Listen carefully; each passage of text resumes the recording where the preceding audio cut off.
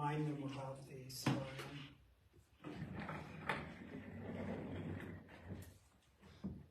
Hey guys, we're back live with the dotloop training. Remember, we need your input on a good CRM for January 1st, but when you're Googling, make sure you put in that it can integrate with our dotloop, because we don't want two different programs. So make sure that you guys Google integration for dotloop, and we would need that input by the first of the year. You can email it to Rita or myself to say, hey, I think this is a good program, or you can just give us a call, okay?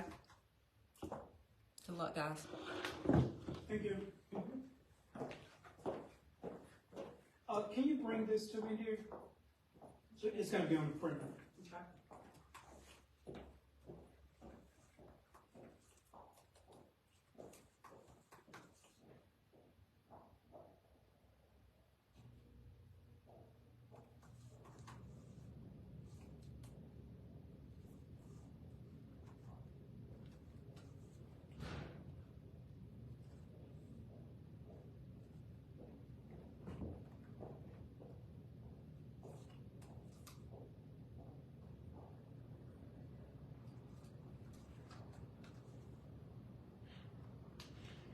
Okay, so just in case we have some of you that that are watching online virtually, I have my phone if you want to text me if you have questions, because I don't have anyone monitoring the recording. So if you ask the question there, I won't see it. But I'm going to turn my volume up, and shoot me a text if you have any questions regarding this training. All right, so again, this is dotloop 101. You guys noticed in the announcement about the changes in 2023. This is the order that's going to be required for you to get paid, for you to get your commission check. So please, and yes, I am a sergeant. I am military, I am strategic, but more importantly, I'm trying to hedge an audit. We've been in business 3 years. We haven't been audited. I hope we'll never be audited, but I'm trying to hedge an audit. And what I love about dotloop is that it is audit proof, because you cannot delete something once you put it in it. It's a compliance vehicle, right? So we're gonna take it from the top. So dotloop 101. I know you guys have seen this before. We're gonna do some real world examples, but let's just go through the dotloop 101 again. Dotloop is our dashboard. That was a quiz. Who got it right? Just joking. Got chokes this morning, right, Reed? But it is more than that. Dotloop drives your business. It drives our business. Dotloop is our money. Dotloop is our money. It's our compliance for audit purposes from the state of Alabama, Alabama Real Estate Commission. It's our transaction coordinator. So if you guys don't want to hire a coordinator, we have a coordinator. All you have to do is go down to the bottom of your loops and sign some tasks for you to do, and it will remind you. It do almost the same thing that a paid transaction coordinator can do. So either you pay someone to do it or you do it yourself. You have the technology, and all of you, most of you that have iPhones, probably any cell phone, you know that they have more capability than we will ever know how to use, right? Well, let's take advantage of some of this technology to help drive our business in 2023, okay? So it's our DocuSign. We don't even have to meet with people. We can send the documents over to them and have them sign. It's our back office. What's our back office? Back office meaning where everything is. The office that's behind us, that's running behind us. It's where our forms are, our contracts, our loops, our files, our folders, our CRM is where all of our information is if we want to put it there. It's our task master. You can assign tasks and it will remind you. It will send you an email and remind you. It could be our CRM. Anytime we're working with someone, just go ahead and plug them into dotloop, create a loop. We have endless loops. We're not limited on loops. So every time you meet someone and they take the steps from consumer to customer and from customer to client, go ahead and create a loop. That could be your CRM. So every time you open up your folder, they could be your let me show you what I'm talking about. I cannot see my mouse. Where's my mouse? My mouse is somewhere. I think I need a battery. So this is what I'm talking about. It could be your CRM.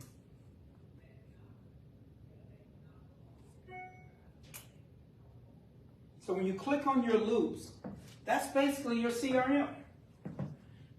So whenever I open up dotloop, this is my CRM. This is how I can, instead of they are my customer relationship management because all of these clients belong to RE 101. So I can manage all of them. Basically, I can help you manage them because these are your loops. So I'm getting all of the loops, all right? So it's our CRM. It's, I hate my mouse, it's not working. It's our auditor.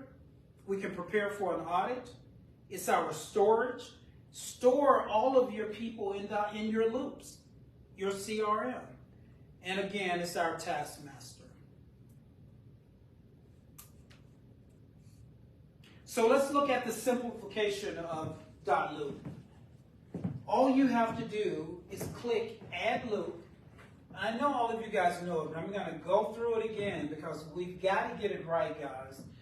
One thing that will so impress an auditor and will decrease the time that a commissioner has to be sitting in our office is to see that we are organized. Organized means we have a system. A system means this is how we do things. McDonald's has a system. That's why they're famous. They make their French fries the same way here, and they make them the same way in China, right? They take the fries out of the freezer, pour them in the basket, turn the cooker on, keep them there, put it on a timer, take them out, put a little salt on it, slide them in the bag. They have a system. So when I can show a commissioner that I have a system, they're going to spend very little time in my office auditing our files or our loops, if you will. So if we're working with the buyer, we obviously don't have an address yet. So that becomes your CRM. Go ahead and name that loop after the buyer. When you find a property, you change that buyer's name to an address, right? But if you're working with the seller, go ahead and put the address in, or if you have an MLS number for it, go ahead and put that in. And then you're going to name what type of loop you're working with. It's a listing or a buying. Put a photo. Photo is a great idea. Go ahead and put a photo there. It just shows how professional you are. And then you click Finish. Under the address, you click Status and Price. Then you click View Details.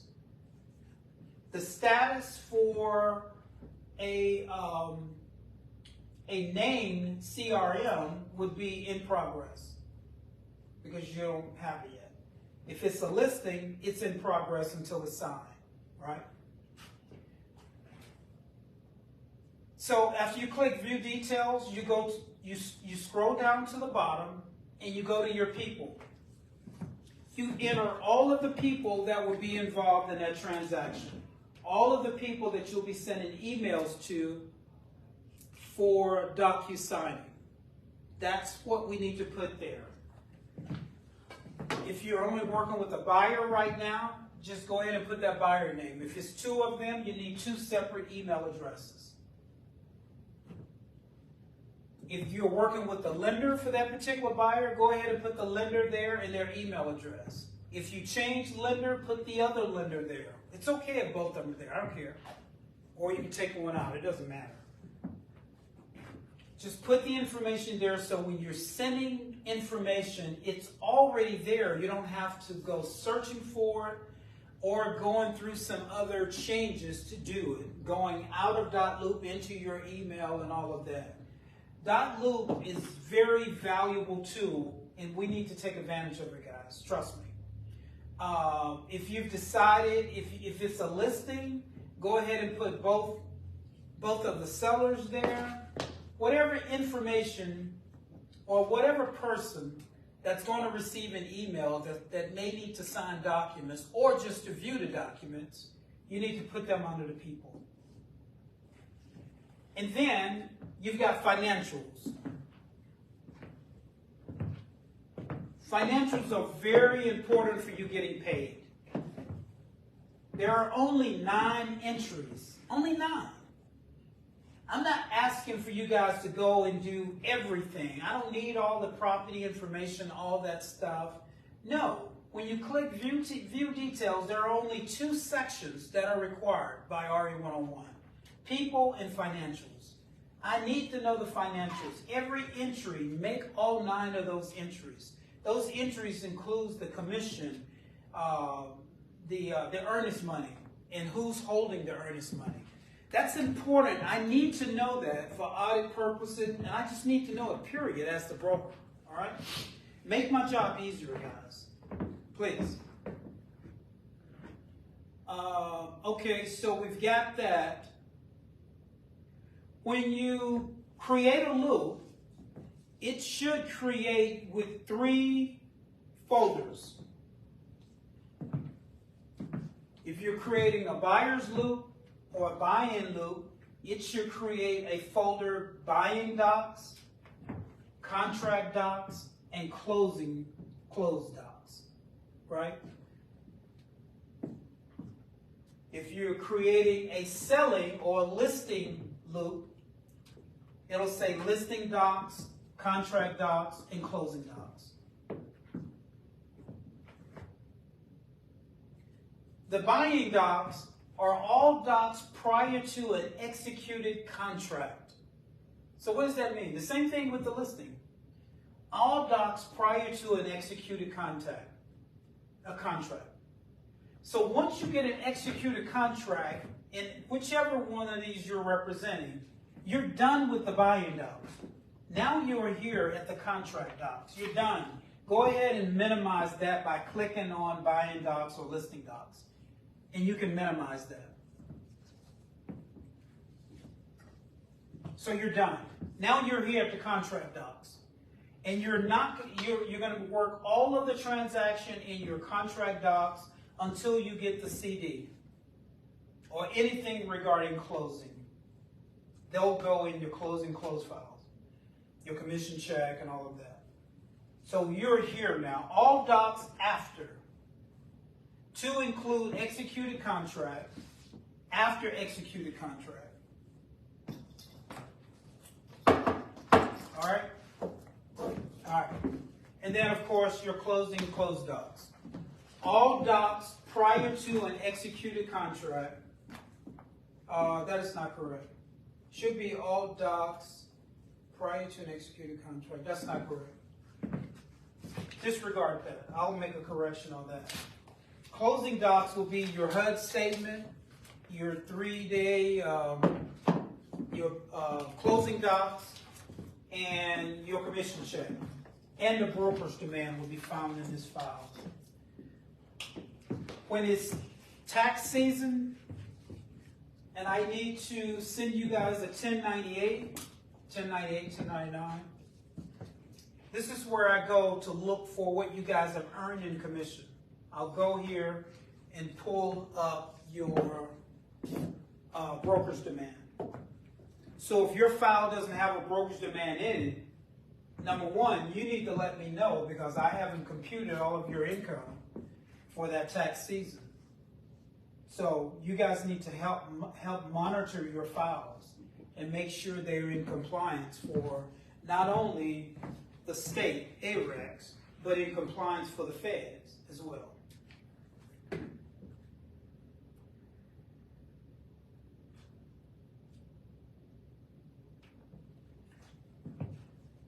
So whomever you're representing, listing or selling, notice there are always more docs on the seller side.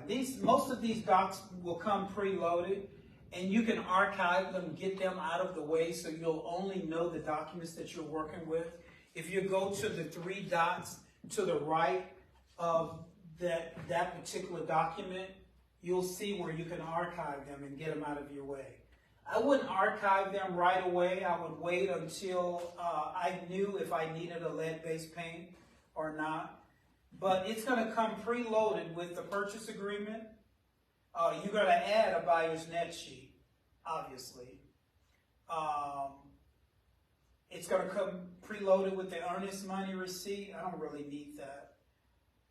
The buyer agency agreement, the expected expenses, the buyer acknowledgement, the anti-fraud. So it's going to come loaded with preloaded with about 5 or 6 documents. And then these other ones, you add them as you need them. And don't forget this, guys, and I think most of you are forgetting to do this. I need an MLS printout. If it's in a multiple listing on Realtor.com, wherever you found that property, or if you listed it, obviously it'll be in the MLS, but I need an MLS printout in the file. I need an active one that will go in which folder? It will go in the first folder, the buying or listing folder, right? When you get an executed contract on it, I need a pending printout to go in the contract folder. And then obviously when you close it, when it closes out, I need a close MLS printout in the folder. So there should be 3 MLS printout in one in each folder. And you may think this is unnecessary, but trust me, if there's ever a dispute with your commission, this pending one will verify what the commission was active. So it's really for our good. And if there's ever a dispute regarding what is to be left with the property, oftentimes we can find it between these 2 printouts, the active and the pending one. All right. Let me make sure you guys saw that at the bottom. Yes, you can see that. All right, so moving on, and I'm not going to beat this horse too much because I've already beaten it. So we have one more page on the dotloop one-on-one. So let's go to our very last page. On our very last page, if you guys want to follow along with me on your dotloop one-on-one. I'm probably going to go maybe another 5 to 7 minutes or so. I'm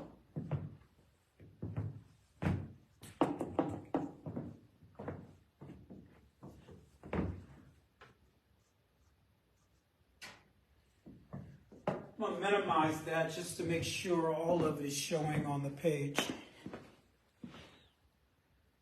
All right. So,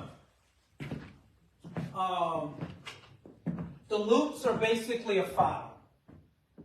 They must be completed before check is released, meaning your commission. Please eliminate threads. You can split your files. If you get an email thread, you can divide it, split it, and I'll show you how to do that. Use only RE101 docs, letterheads, logos, stationeries. Well, that's not so much necessary because you're going to get documents from someone else. You can download them. Submit for review in each stage. Now, this is another important note. Just as important as the 3 printouts or the 3 folders. The 3 folders are auto-populated anyway. but submit review in each stage. And I'll show you where to go to submit for review. Submit for review in each stage. If you're working with a buyer and you just wrote a contract for that buyer, you can go ahead and put that property address there and then submit for review in that stage. Once you get an executed contract, submit in that stage. That would be the second folder, right? The contract folder. And then, of course, when you're ready to close your folder, your closing folder, submit for review. And that's when I will include a broker's demand to that folder. Update monitor your loops regularly. When you guys are sitting around watching games like I do sometime, or whatever the case is, just go in and update, monitor your loops. Make sure that you are audit proof, because it's not only going to affect me, it's going to affect you as well in the long run. This is about organization. Real estate is a very organized business. You have to keep your folders for 3 years, or your files for 3 years for audit purposes. Update your closing date and close date. Now, this is one thing I see the most. We have deals in dotloop right now that are closed, but they are still showing as pending, way past the date that they were supposed to close. So go in and update your closed files. Update your sales price is another thing I see often. When there's a price change, if you write an offer for $100,000 and you got a counter for 110, and you guys now have an executed contract, you need to go in and update the sales price. Or if you're working with a seller and you listed the property for $500,000 and someone submitted an offer for $450 and you now have an executed contract for $450, go in and change the listed price. Request a broker's demand 3 to 5 days before scheduled closing. I talked about that earlier. There is a form that you will be required to submit to me in order to receive a broker's demand. Because remember, without a broker's demand, you can't get paid. I know you guys are not in this business not to get paid. All loops must have an address as the end result. Meaning, if you started off with the CRM and that was just a potential buyer, well, once you get a contract on that property, you actually have an address now. Go ahead and put an address there. I shouldn't see any closed loops under a buyer's name. Now, I can see some archived loops with just a buyer's name. That means you haven't put them into contract or something of that nature. But there should not be any closed loops without a property address. Self-audit yourself.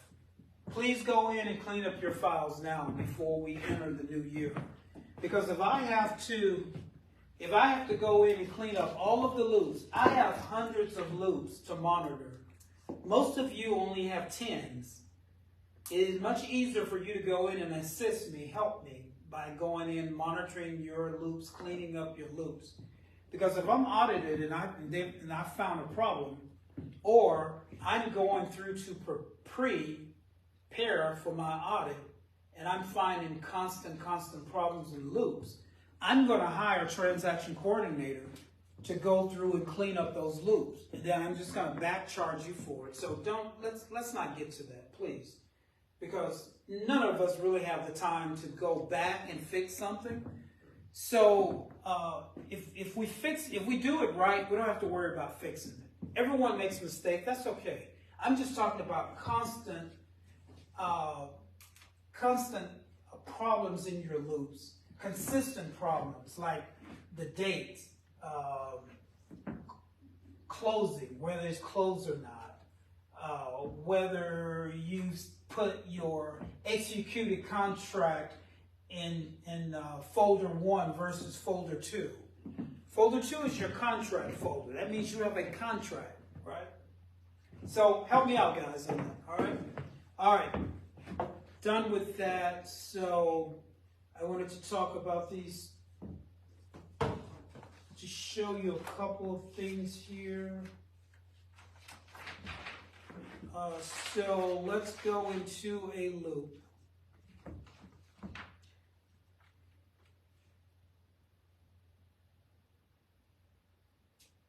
Okay, here's the one. Let me find one I can maneuver in.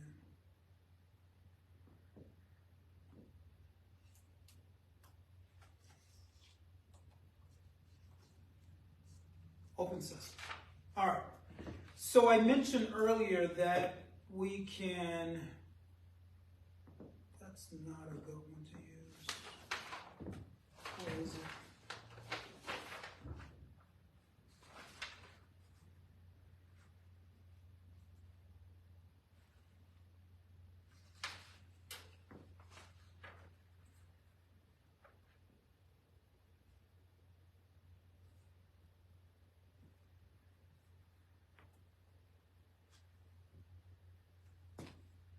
Okay, yeah, this is not a good one to use for what I want to show you.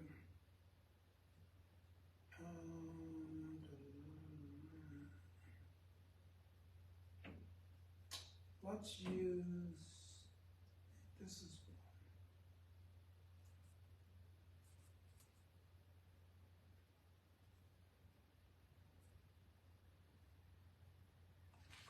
also not a good one. I want to show you one thing. One about threads, and the other one is about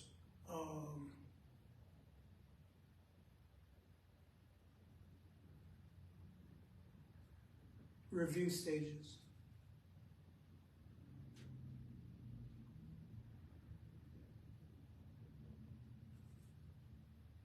Okay, so this is one that's sold.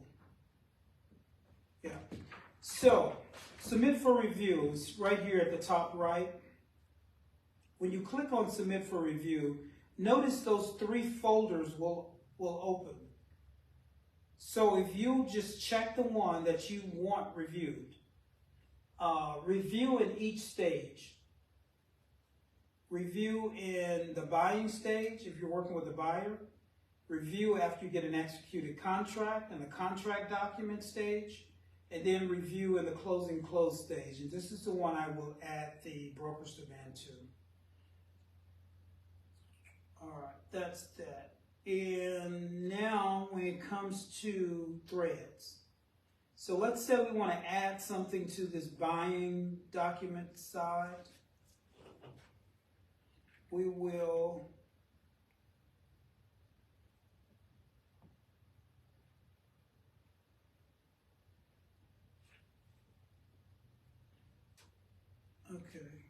stand by. Details.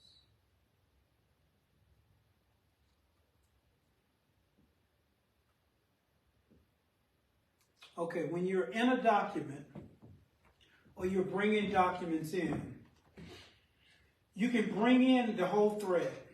But when you bring it in, go here and click File. And then you'll see right here where it says Split Documents.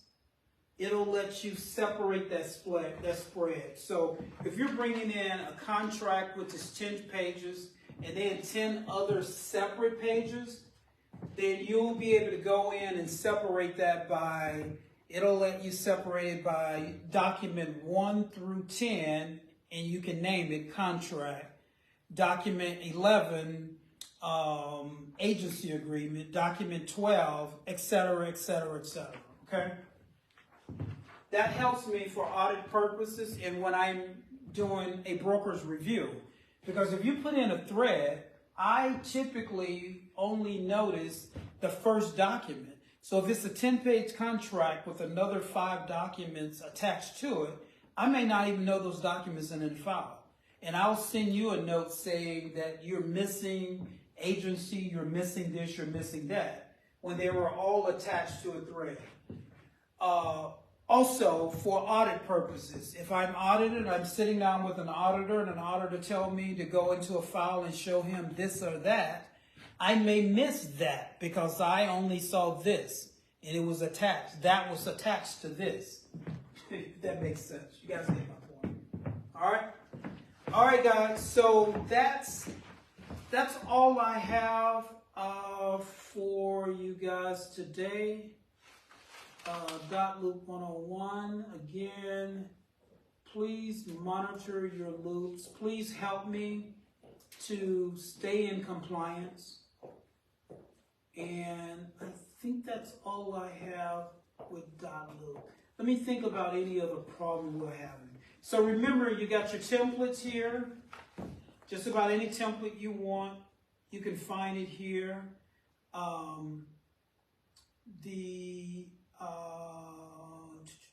When you see the RE101 W9, that's when you create an LLC. You can go there and fill out a W9 and submit it to me. And the RE101 policy, I'm going to update this coming into 2023.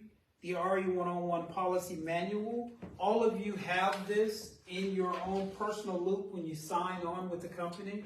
I sent you an RE101 policy manual that you sign. I also have here the state statutes and regulations for unlicensed assistants. Make sure you guys know if you have people working for you or assisting you, that they'll know what they can do and what they cannot do. Also, the RECAD policy. You guys know the policy here. We do not do dual agency. We do transactional brokerages. But each company has to have a policy in that regards. And then, of course, dotloop 101 is there. Let's see what else. There's the soul sticker here. If you guys haven't noticed that, if you want to add the soul sticker to your soul loops, you add it just like you add a picture. We have commercial contracts. And again, if you're writing a commercial deal, use commercial contracts. If you're writing a land deal, use a land contract. Don't use a residential contract. If you're writing a deal in Birmingham, go and find the contract for BAR, for the Birmingham area. If you're writing it in Tuscaloosa, don't use a BAR contract because there are different aspects of that. Yes? Can you show me how to do the soul sticker on one of my loops? Because I didn't know. I mean, I knew it was there, but I didn't know how to make it be soul. I think what you have to do is save it somewhere. Yeah, you have to save it to your computer. Oh, okay, I see. Yeah, you save it to your computer as a. Oh, you know what? Let's do this. Or you just pulled it up. Can I just move it to my loop? I think you can. Okay, I just see what you did. Let's go to the one you just sold. Remind me to come back to this loop and go over a couple other documents. There was something else I meant to. Agent on board, LLC, sold, required docs, bar. I don't remember what it was now. Anyway, it probably wasn't that important. Okay, no, I think I know what to do. So I just go to my Okay, loop. so this one is sold, right? Sunlight? Mm-hmm. Sunlight is sold. So let's go to Sunlight. Mm-hmm. And let's go to view details. Let's see, where do we add the picture? Maybe we go back out and add it here. Yeah, I think I go to when you see add document, and then you go to the templates because it's in the templates, right? Yeah, but it's just going to be inside your folder. Oh, okay. I think we have to, it has to be somewhere here. There may be a way we can, my mouse is dead, so I can't back click. Okay. I think just like when you're creating the folder. Mm-hmm. Let's see if this is it.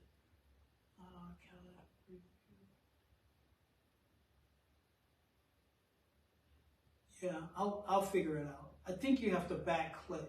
If you back click on this picture, because if we just go in and add it. Yeah, see if you add it and see what'll happen. It's a template, not a loop. So if we add the soul sticker, did I pass it? Soul right there. Let's see what that does. I think it's just going to put it in the loop. Let me see. Oh, yeah. I think it's just going to put it in the loop. It did, yeah. Can someone Google how to do that and share it with us in our group me? Michaela, we'll add it to the group me. We'll get someone to do it and add it. Yeah, so it didn't add. I think you go right here and you back click. My mouse is dead, so I can't back click. So back click of how I did the original loop. Okay, so now I've got it. Let's try it. So if I back click, there you go. I should be able to download, link, file, bookmark. You know what? Don't worry. Someone find out how to do it, please. Okay. It's easy to do it when you're creating the loop, but after the loop has already been created, someone will find out how we do it. Let's see if it's down here. People, task, add a task. So this is how you can assign tasks to your files at the bottom of your loop. Or move to the top. Also, one other thing, guys, please drag your closing loop to the top, because when it's created, as a matter of fact, I may just change it so it would automatically preload at the top. And you can minimize your loop just by clicking on the folder, just like that. But if this is not at the top, then just drag it. You just click and drag. All right. Add folder. Nope. Yeah, I don't see how do you do it. Purchase, sold. Yeah. Anyway, we'll figure out how to do it and we'll add it. We'll send it, put it on our group meeting. How to add a picture after you've already created it. Okay. Now, it's different when you are creating brand new loops. It's easy to do it then. You just add a loop and you name it.